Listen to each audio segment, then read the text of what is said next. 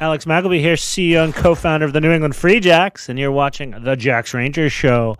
Huzzah, friends! Let's ride! Huzzah, Rangers! This is Phil Harris again here at the Jacks Rangers Show. I'm joined as always by Dave McVeigh. Dave, how the hell are you? I'm doing great, Phil. How are you? Pretty good. Feels good to be good. Feels good to win. Winning is fun. Confirmed once again at the home opener. What an amazing, awesome time that we had there. Tell us about your experience. Yeah, it was pretty fantastic. Did you warm up yet, Phil? Teeth still chattering. It was great. I got there at about 11:45. It was actually a really tough decision with my family as to whether, my wife and daughters were going to go. They were really looking forward to it. In the end, we decided that, they wouldn't be able to stay very long. And so it probably wasn't worth it. So I came down alone and spent the entire day there, got there around noon, right as the Independents were kicking off. Watched parts of that game. I'd planned to watch all of it, but it was probably the worst weather of the day, actually. Right around noon, it was pouring rain and very windy. So I stayed with my team, Charles River, under our tents as they were getting ready for the second match, talking to guys and getting everybody hyped up to take on the Boston Irish Wolfhounds. Charles River scored first in that match, but unfortunately the Wolfhounds were a little too much for us. And they emerged victorious. But it was a lot of fun. We got every player who wanted to play in. I say we, like I'm still coaching, but I got to just watch. It was wonderful. They got every player that wanted to play in. Really made a great club day out of it. Made sure everybody got to share in a little bit of that glory, have a great time, get a run in. And yeah, it was a lot of fun. It was messy, a lot of drop balls. But guys seemed to have a really good time, and it was very physical match between the two clubs, Charles River and Boston Irish. So really great day overall. Got some food, very reasonable concession prices. I just want to point out, Pizzas, pretzels, hot dogs, and stuff. Not too bad. Only $5 for a beer. So really good stuff. Great way to spend the day. And then of course, the piece de resistance, the actual Free Jacks match was pretty incredible. We'll talk about that at length later, but absolutely, I had a great time. It was great to be back in Veterans Memorial Stadium. Sightlines there are just so good. It is such a good place to watch field game. No bad seat in the house, honestly. It's truly the case. I know that Josh Beck has said that a couple times on this show, and it is the truth. It's a great place to watch a game, and you get all of the vantage points regardless of where you're at. You can see everything on the pitch there, so that's pretty exciting. My experience was a little less than stellar. I was just in a bad mood. I had forgotten my Free Jacks Rangers bag that included a bunch of stuff that I was going to be giving to people that I had told them that I would be bringing to the game, so that put me in a bad mood. The drive down is just, it is what it is. It's a little bit closer than Fort Quincy, but it's still a little stressful for me. So I showed up with, just not in the best of moods, even though I should have been, right? Because we're trying to, have gratitude and like, oh man, it's so awesome that this is happening, right? It's the home opener for our Free Jacks. I don't know, man. Like it was tough for me to get into that spirit, unfortunately. So, I think part of that is like, I'm more of a private person. It doesn't seem like it with people watching this and stuff like, oh, he's so talkative and everything like that when he does the show. But me in person in real life is just a little bit less. It's more introverted. It's more of my style. And I think that, I don't know, I kind of get in my own head a little bit about certain things. Like I have these expectations to uphold. I'm going to be letting people down if I'm not overly friendly and stuff like that. So I gotta get a little bit better about that and just have more gratitude of everything overall, I feel like, with the Free Jacks. That was my experience. I mean, once the game started, I kind of felt, a little bit better about things and was really getting into it. And by the end I was, same old me, but yeah, it was just kind of a weird experience. So hopefully we'll have some better ones going forward there at the Free Jacks games. Yeah, weather didn't help much. It's hard to get your spirits up when it's that gross. Did you catch my favorite of all the fans? There were a lot of people dressed up, leprechauns and everything, but one of my very favorites was I believe it was the daughter of Charles River Old Boy Mo. Was dressed up as Fozzie Bear and had the Waka Waka sign. Yes, they got her up on the Jumbotron. Awesome. Yeah, for sure. She stole the day for me. But she, like every other kid I saw, was gone in an hour. I don't think Right. I kept Yep. seeing kids and being like, oh, I should have brought my kids. I guess, we're all just wimps. And then I wouldn't see the same kid. They would be gone. They Yeah. all had Yep. to leave. I know Ted, one of our Outriders, came Yes. up from the Yes. Cape with his family. He had to take off. Yep. Sure did. I think just after halftime. Yeah, he If I took remember off. right. That sounds about right. Yeah, I think I can't remember the exact wording, but yeah, he had to head on out with the fam. I think they had given up at that point. So yeah, good on them for showing up. It was interesting conditions for sure. It was definitely New England in March weather. That was absolute as to what took place there on the field, the conditions. But it is what it is. If you want to stick it out like a lot of us did, I'm surprised to see that many people showed up to begin with, and there was still quite a bit of people that remained throughout the entire game. So that's very encouraging. Yeah. One thing I noticed that's pretty cool, just worth talking about if people haven't yet caught a match at Veterans Memorial, is how great the sightline is down around the field because of the way the field's built in that big concourse area. Throughout the match, fans are just lining up around there, and there's no seats for it. Obviously, it's just Right. a really a good, really close up viewing area that again like doesn't block anybody's sightline from the stands. Really well designed. But you can really, no matter where your seat is, get up close, and I saw people taking advantage of that during the match throughout. So For sure. Let's talk about the Howard Johnson Hotel, I guess is technically what it is. You had some history about them that you want to share with us? Yeah, you told me that you stayed at the Howard Johnson. I got all excited because I'm a big history nerd. They Howard Johnson used to be a really big deal. So they are a restaurant chain, or were a restaurant chain. Now there is only one Howard Johnson restaurant left in existence, and it is in upstate New York. But they started as a restaurant chain in Quincy, Massachusetts. The original Howard Johnson was in Quincy, and they expanded through the early 19th century along with automobile culture. So as road touring became a big thing, Howard Johnson spread. And one of the main ways they did it was through putting restaurants on turnpikes, signing deals with states. As a state like Pennsylvania, Connecticut built their turnpikes, Howard Johnson invented the rest stop. Essentially, they'd put a little hotel right there. You don't even have to get off the turnpike. You just go right from the pike into the parking lot, eat your meal, and head on out. They added hotels later. Hotels were kind of a second expansion of their business. And then they actually were a big player in the civil rights struggle in the 60s. They got a Howard Johnson chain. It's a franchise. So one of the restaurants refused to serve the Ghanaian Minister of Finance. So black foreign dignitary, an African dignitary, caused a huge problem. But Howard Johnson ended up writing a letter supporting desegregation, the corporate stance saying that, our restaurant shouldn't be segregated.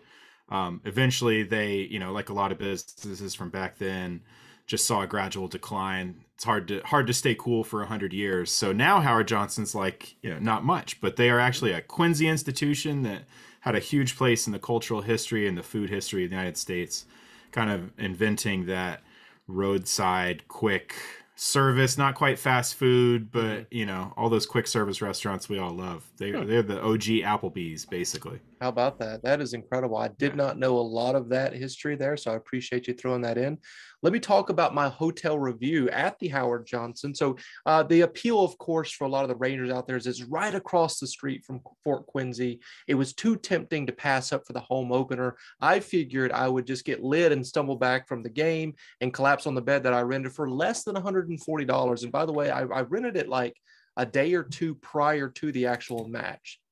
So if you check it for future games, it might be higher or lower than that, depending on the time frame. I thought it was like the perfect scenario. I did not remember at the time that I did purchase the priority parking pass that I did not use for this game because I was parked in the hotel parking lot, however. So that is something for people to consider since I didn't, unfortunately. So if you do have the parking pass, it might not be the best situation for you because you've already spent all of that money on parking there. When you could just actually park at the Howard Johnson if you wanted to stay there for absolutely no money other than the actual fee for renting the place out for that one night. When I walked into the office area, there was a tweenest aged kid playing a Switch that seemed to be less than, attentive with me standing there. So they obviously weren't an employee, maybe, a brother of, somebody that works there or something like that. So, it took about 3 or 4 minutes, which I'm not used to. I'm always expecting somebody to be right there at the office there at the lobby area to wait on people. So that was a little odd, I thought. But once the person did show up, not an overly friendly experience, but was quick in providing the keys. The elevator sounded like the Tower of Terror, David, at Disney. So be mindful of that, folks, if you're going to stay there. It's only 2 floors, so you might want to take the stairs. That's just Phil Harris's pro tip there. The room itself was very clean. It had a very retro vibe. I posted some photos on Twitter, Facebook, and Instagram of the actual location. The light fixture is really cool looking. It's almost like that atomic era of American design or whatever. So I thought that was really cool. A very large bathtub. That's the way that I quickly warm up, but I just made a warm bath for myself as soon as I got back and just de-thawed in the bathtub. So that was pretty fun. And I'm a big dude, so I fit in there very easily, which is very rare for a bathtub. A powerful shower head, which was nice, 2 queen-size beds that were very comfortable, and the place was very quiet, despite the fact that I knew that Spider had taken up temporary residence somewhere on the property. So it was very quiet. I was surprised. A lot of our Jax fans are very rowdy people, but it was very quiet throughout the night.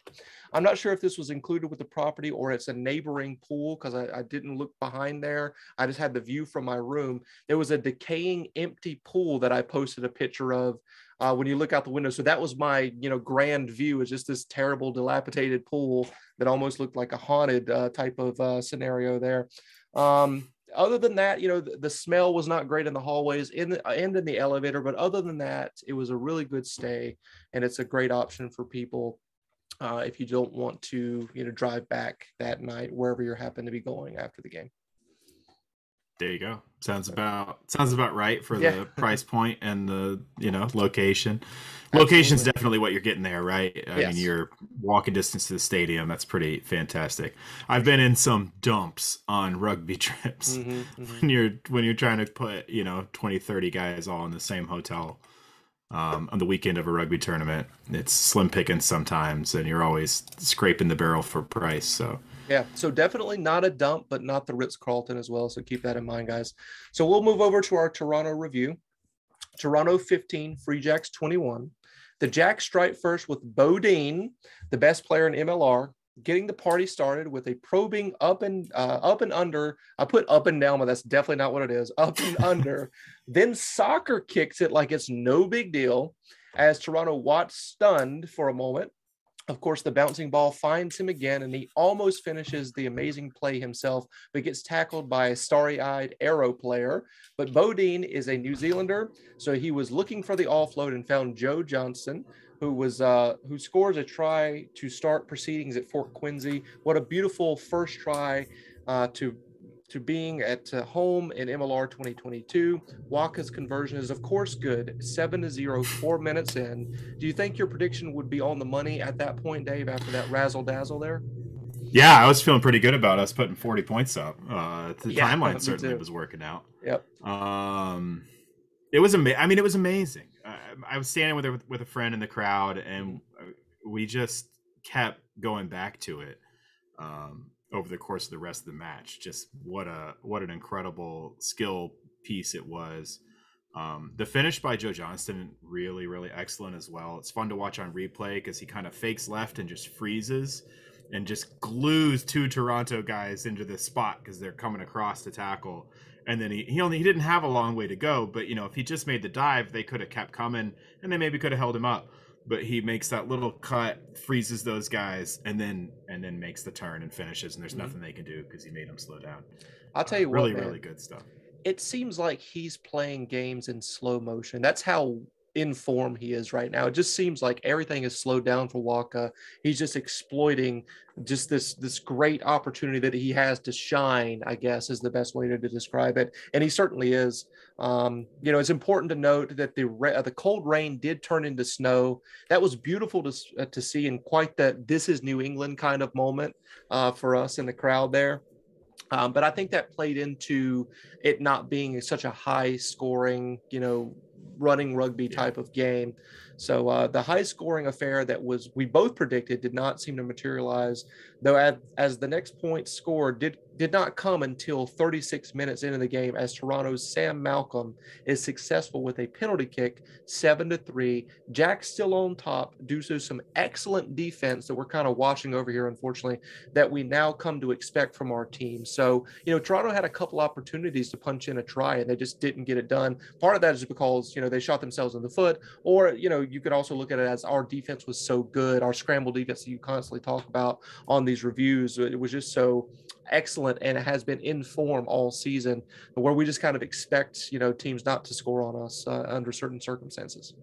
Yeah, it's cool to be a fan of such a defensively skilled team. Yep. It's kind of different than, I don't know, like if people are Red Sox. I'm a Red Sox fan, not a super fan, but I like the Red Sox. And how have the Red Sox won those World Series in recent memory? By just knocking the skin off the ball, right? Just incredible offense. So it's pretty neat to have a different perspective with the Free Jacks and have a team that is going to come out and really, really hold the line every single week and minimize the amount of damage that the team that they're playing can do. They certainly did that in the first half. Toronto won the territory battle. They won the possession battle. Part of that is game plan stuff. New England intends to kick the ball to the other team and then put pressure on and wait for mistakes. Yep. We're comfortable defending. And that's all according to plan, but it still speaks to just how much time they spent defending. Whether you're comfortable doing it or not, it's incredible to do it for 60-70% of a match and only give up a handful of points. Yeah, super impressive. I'm super proud of this team. The score remained the same as the first half came to an end. What were your thoughts overall in the first half, Dave? I thought that they played very well defensively, like we just talked about. They seemed in control of their tactics. They seemed to be doing what they wanted to do. We did have some really good box kicking. The territory doesn't do the kicking justice, I feel like, because we were pretty deep in our half and had a number of really good exits from both JP and Waka, kicking the ball out to make sure that when Toronto did get those small breaks, they weren't small breaks into the end goal. We could handle a little bit of a press because we had a little bit of a cushion. So really good kicking in the first half in particular, and excellent tackling. It's really hard to tackle when it's that wet. You literally just slide off of guys. You try to get a grip and you can't grab anything. Their jerseys are wet. Your hands are cold. We saw some creative tackling technique. At one point, Slade just put his whole arm around a guy's waist and kind of rode him backwards and picked him up. Because that's the stuff you got to do. You just got to get in there, get stuck in however you can, and slow these guys down. They did a great job of that. That's not something they're practicing on the pitch. That's just something you have to come up with in the moment to try to get somebody on the ground. Yeah, for sure. Yeah, 100% tenacity. Absolutely. And he's got plenty of that. Let's talk about after the half. The Jacks quickly got back on the score sheet with that man again, Slade McDowell, running another great line, just like the previous game against New Jersey, scoring a try 48 minutes in. Of course, Waka's conversion is good, and it's actually bounced off the scoreboard. I saw that in the replay there, 14-3. To their credit, Toronto continued to fight regardless of the scoreline and the weather. I thought they showed a lot of heart, much more than we saw from New Jersey last year in the rain game at Fort Union Point. Wanted to get that in there, tighten that screw a little bit. The Arrows were pesky through the match, and the great margin of victory that we confidently felt would happen never came to be. Attacking deep into Jack's territory with the referee playing advantage, Sam Malcolm delivered a cross-field kick that you would think was coming from Walk. It was that well placed to an unmarked Webster on the wing for a Arrows try that was annoyingly pretty, David. Try time Toronto in the corner. Conversion is extremely difficult and no good. 14-8, 55 minutes in. Toronto is knocking on the door to spoil our home opener, just like we did in New Jersey, Dave. Were you a little nervous at that point? Yeah, I mean, it was, I'd say probably before that point, I had realized that I was, wrong about Toronto just not being that good. Right. They really came to play on Saturday. And around that time in the match, when they scored that crossfield kick, when a team can generate tries that way, and they had advantage on that when they did it, they really were looking good. They start to feel pretty dangerous.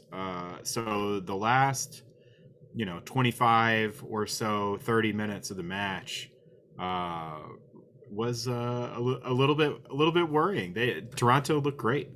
Yeah, I agree. I knew that this team was good. We talked to Brian Ray in the last episode, or I did specifically, and he was talking them up a little bit. And when you were listening to him, it felt like, oh man, did we screw up with our predictions? And I guess we kind of did. We still got we got the score. The winner right, so that's always good, right? Thankfully, some ill discipline for Toronto helped us preserve the festive atmosphere. 61 minutes in, the TMO determines a punch to the chest by Cole Keith forces Toronto to go down to 14 men with 10 minutes rather. And then along came a hero. The man of the match from the broadcast, Slade McDowell, puts on an amazing individual performance, causing 7 missed tackle opportunities in the process to score a try 67 minutes in. Waka conversion doinks off the post and in 21-8. Is it party time at that point in your mind? Yeah, I think that really took a lot of the pressure off. We could see that it wasn't a big high scoring game, so just having a little bit more of a margin definitely made the rest of the match more fun. I know I'm contradicting myself a little bit from what I just said about how Toronto, could generate those creative tries, but that's what made the margin a little bit not more important, but help to enjoy the remainder of the match, because you did feel like Toronto were there. Yep. So you want to be up by more than 6 points to really be able to say, okay, yeah, we're having a great time. Now here shortly, I'm going to sound like a spoiled fan by us winning so much this year so far. But so guys, don't label me as that. I'm just trying to bring up some collective criticism here momentarily. But my thought at this point was that we needed to go for the jugular and get another try. So that we could get a bonus point. 4 tries equals a bonus point, because the race for the top of the East is getting super tight. If you guys look at this, the standings right now, it's really, really close. Unfortunately, that was not the case, as Captain Josh Larson is sent to the sin bin for 10 minutes at 71 minutes in. I think you were saying that he was throwing a little bit of an elbow or a forearm at somebody, Dave. Yeah, it was like the longest 60 seconds of any rugby game ever, because Toronto got deep into the New England 22, and then their 4, I can't remember his name, but the 4 for Toronto. Oh, Mike Shepard, right? Yeah, I believe that's right. In the maul that ensued from the Toronto lineout, he gets Quentin Newcomer in a headlock, and then he just kind of takes his legs out from under himself, so that with his body weight, he pulled Newcomer down by his neck. Newcomer seemed fine, but the touch judge caught it immediately. Flag went out, foul play, so we got to stop. Yeah. And this was after the Keith Cole stoppage that you mentioned earlier, like 60 minutes, which took so long that they didn't have a hydration break. They just kept going. They were like, that's long enough. We're going to keep going. So there'd been a lot of stoppage. So at this point, you're like, we're gonna stop and wait again, just because it's cold. They got to do what they got to do, especially for foul play. And Toronto ends up just a penalty. New England kicks down, has a line out around the halfway line, and we set up a maul and start driving. And Josh Larson and Lucas Rumble just kind of come spilling out of the side of it. And Josh Larson is giving him the business on the ground a little bit, clearly agitated.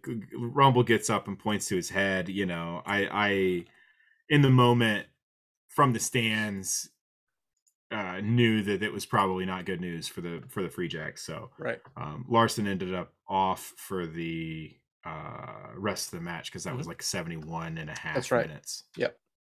Watching parts of the recorded broadcast at the end had me red in the face as we kept giving up possession to Toronto very late in this game. And eventually they acted on our dare and scored in garbage time 83 minutes in. It kind of reminded me of that New Jersey garbage time try from the week prior. Conversion is good, which means that Toronto secures a bonus point for themselves or for falling through the trap door on their way out of Fort Quincy. A little frustrating, but a win is a win. Of course, a win is a win. It's so important that we keep that in mind. But I have to say, like, that killer instinct that we should have had in that game, it didn't materialize at the end. I mean, obviously it seemed like we were going to win the game. So maybe the team was just happy, walking out of there with a win, but we have to continue to factor in the need for more bonus points and not letting our rivals in the East score a bonus point on us. It's 1 point, but we'll get into that a little bit later on because our buddy Ranger John Elsnaw did send us over a little email explaining about that sort of stuff. But there was also a maul that we had that seemed like, within the 22 or over the 22, maybe at their 5 meter line, it seems like, and we couldn't punch that in either. And it reminded me of the week prior. I was having flashbacks where we tried like 4 times to score on New Jersey from a line out maul try situation, and it never materialized because they defended it so well. But that's it. I mean, it comes down to execution, and it just, I'm very happy that they won the game. I'm happy this team is good. They are good, but we haven't seen them play their best game yet, David, and that's a little frustrating. Yeah, I mean, I think that they're still coming together a little bit. I think they're playing very well. Mm-hmm. And I would say, if talking about point table stuff for this match, I'd say we got ours. We could have stopped them from getting theirs, basically. Mm-hmm. We could have done one better, like you said, and kept Toronto off that point. Same as New York last week. I haven't dissected the last few minutes to see, did we make a bunch of errors? Is it Right. Is it just, the tries got to happen sometime, and that those came there. Did we defend the same way we had been defending all game and they just got through, or were we a little asleep at the wheel? I don't have an answer for that. I mean, I would encourage any fan, if they really are curious, to go back and take a look, see if we do have a little bit of a shift. I know that JP was everybody was eager for the game to end. I think he just asked the ref if he could kick it to touch, going from memory. I think he, toward the end of the game, there was something about that where I think we had a scrum and it wasn't quite full time. We were down inside our 22 and just kind of waiting for the buzzer, so to speak. Yeah. We'll see. Three points of, data is a trend, right? So that's 2 garbage time tries. I'd say if it happens a third time, start looking at if there's, a cause behind that. That's fair. I think that's very reasonable on your part there. Let's talk about our email from Ranger John, a friend of the show who's been on the show previously as a person that we've interviewed. He actually stood beside me pretty much the entire, I want to say the second half of the game, and we were kind of going back and forth. He's got a lot of rugby knowledge. He played for a long time. I don't know if he was ever a coach, but he certainly thinks like one. So I really appreciated having him there with me, talking about it as it was playing out. So he says, can you guys discuss bonus points? Based on some of the Facebook chat, there are a number of people who don't understand them, or for that matter, the way the standings are determined. So he provides a scenario. He says, here's a scenario why I think it's key for fan understanding. Example 1, if we score a 4th try and get a bonus point Saturday against Toronto, we're in sole possession of 2nd place and tied in points with ATL, which is Atlanta. Example 2, if we don't allow New York that bonus point, they would have been behind us last week and remain since then. Example 3, we don't allow New York that last try. We score a 4th try against Toronto, and we don't let Toronto score that last try. Because of points, record, and point differential, we are now in 1st place. So he says, okay, so maybe example 3 is a little bit of a stretch, but it certainly it wasn't beyond the realm of possibility. A good example of a couple of small events, huge impact on standings. I think he's right there. So do with it as you will. Just had that brewing in my mind and had seen some posts asking about points and how that all works and whatnot. Thought you had a good forum to address that and at some point down the road. Well, at some point is right now, John. So we appreciate you sending that over. I think you sent that over at like 6:30 something. So I'm glad I saw that to include that. Thoughts on what he wrote? Yeah, he's right. Rugby is a pool based game, which means that you earn points in the standings for your performance in a match. Yep. So there are 4 different ways that you can get points and increase your point total in the standings. The first way is by winning a match. If you win a match, you get 4 points. Really straightforward. The second way is by drawing a match. So if you have a tie, both teams essentially split the 4 points. You each get 2, right? So a win is 4 points. A tie, each team gets 2 points. Now, there's 2 more ways that you can get points. One is for scoring 4 tries in a match. Any team can do that, winner or loser. Doesn't matter if you won, lost, or drew. You can have a draw where the teams tie, both teams score 4 tries, and each team is going to come away with 3 points, 2 for the draw, 1 for the tries. It's called the try bonus. So you'll hear announcers talk about, oh, that's a bonus point try if a team scores their 4th try. The final way that you can get a point in the standings is what's called a losing bonus point. And you get that if you lose by 7 points or fewer. So 14 to 21, 50 to 57, 0 to 7, doesn't matter. As long as the margin is 7 points or less, you get a bonus point for losing. And obviously at losing bonus point, only the loser can get that point. Right. The winner is still going to get 4 points like usual. Both teams can get the try bonus point. So what we're talking about with the Toronto match is that try at the end brought them up within 7 points of us, and it doesn't affect how many points we get, but it gets them 1 extra point. So they now have 10 points in the standings, where if we had stopped them, they would have 9 points in the standings. If we had scored a 4th try in the match, then we would have gotten another point. So we're at 19 points right now. Right. If we scored a 4th try, say the maul that you were talking about, we got over when we touched that down, we would have an extra point. We'd have 20 points. We'd be tied with Atlanta right now. So giving up those tries at the end of the match does have an impact.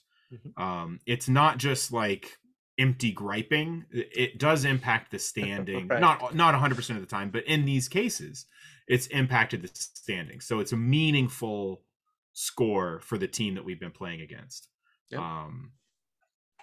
Those are the scenarios in which you can earn points.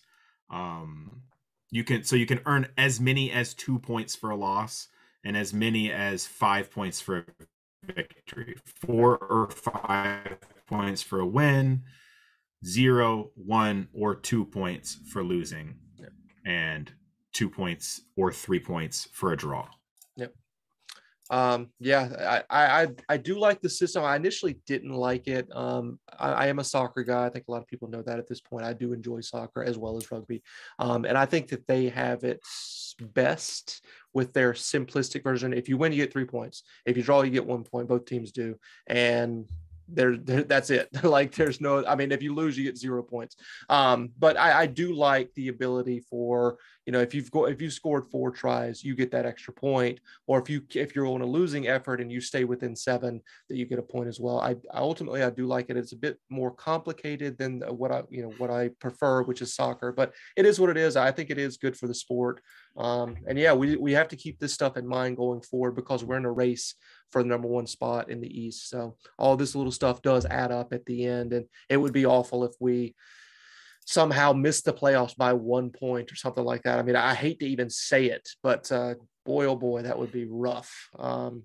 That's what happened to NOLA last year. I think they missed the playoff by 1 point, which is crazy to think about. And then their head coach gets fired because of it, ultimately, is what happens. So there are consequences for these things. And, you know, it's better to be clinical and get things done in a game late, or, you know, when you want to go home, it's cold outside or whatever, you know, the effort should still be put in to try to make sure that you're getting these extra points, because they're hard to come by. Ultimately, it's a tough league.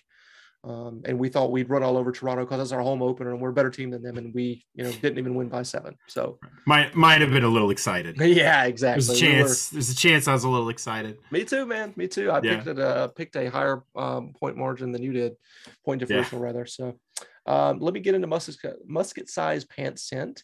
So Mike Shepard, who I believe was playing number 4, which is the counterpart to Josh Larson in position and also captaincy. He is 6'4", 245 pounds, which is my exact height and weight right now, which is pretty cool. My height's not going to change, but my weight might. He was capped for Canada 11 times, plays lock, is the captain for Toronto in this game. He's very abrasive. That is what Brian Ray said about him. I didn't say that specifically, but that's what Brian Ray said. And he has a massive... That's what his friends say about him. Yes, exactly right. I'm sure. He has a massive lumberjack beard. What's not to like, right? He's a great player. I couldn't really think of anybody, so I just chose him. Pretty good representation of what Toronto wants to be like in terms of physical, that Canadian side of rugby that Brian Ray was talking about. They want to be extremely physical, yada, yada, yada. So he is the musket size pants sent this week, and we will go into MVP, and I'll let you go first. Yeah, this one was tough. I thought there were a lot of really good performances. I'm curious to see who you picked. I'll just pick my MVP, and then I want to give a shout out after if you don't pick the other person I was thinking about. Okay. So my man of the match MVP, it's got to be Slade McDowell. Yeah! Woo! Yeah, great defense was a hallmark of the game. It's been a hallmark of the Free Jacks all season. That's why I gave like the whole back row of my MVP the other week. In this game, it was on show. Very difficult conditions, difficult to catch, difficult to pass, difficult to tackle. His tackling was really good. He was as hungry as a dog in a butcher shop. He was out there looking for work all night. The 2 tries he had, we talked about them already. The first one, go back and watch the replay. He makes a really clever line adjustment right before he takes the ball.